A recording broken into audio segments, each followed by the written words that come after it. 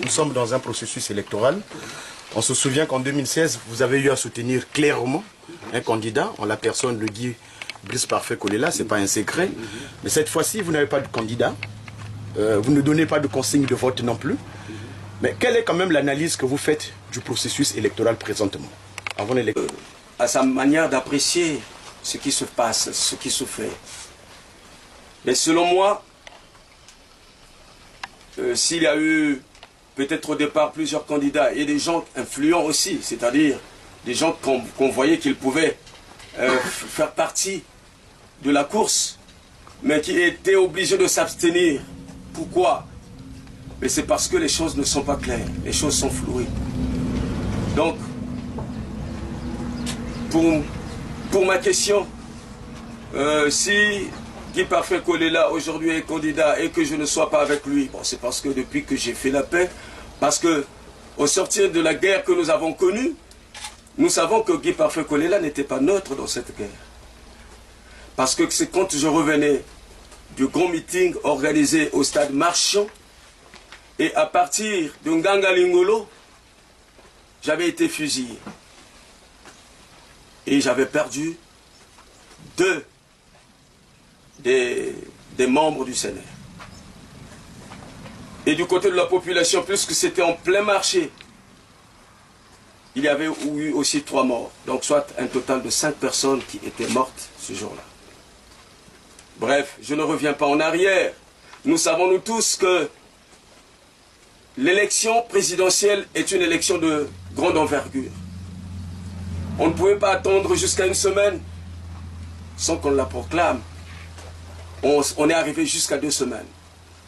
Les populations, les sympathisants et tout le monde finalement s'était levé. Moi pour le moment je me retrouvais quelque part. Parce que j'avais eu un cas de décès.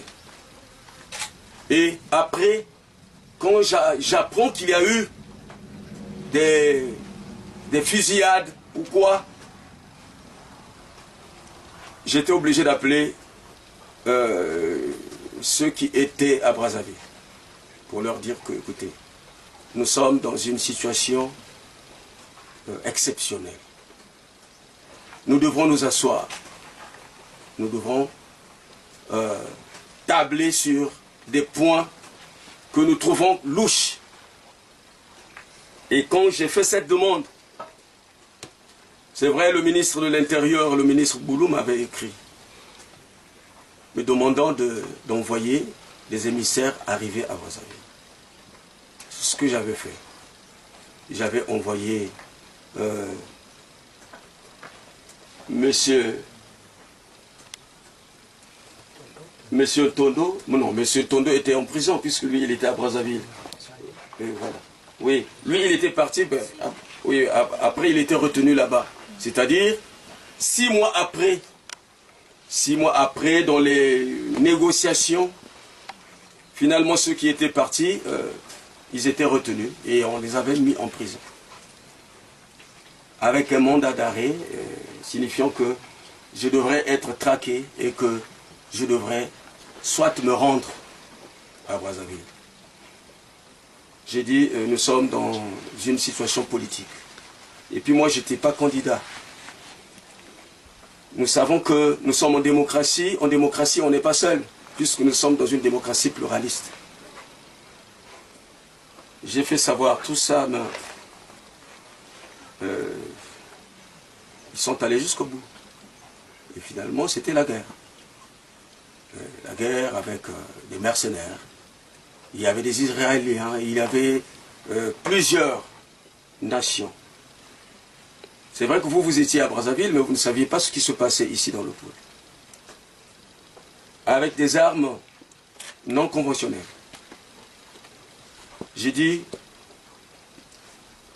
si c'est pour la vérité, je vais aller jusqu'au bout. Je ne renonce pas. Donc, si vous allez m'attraper, vous me tuez.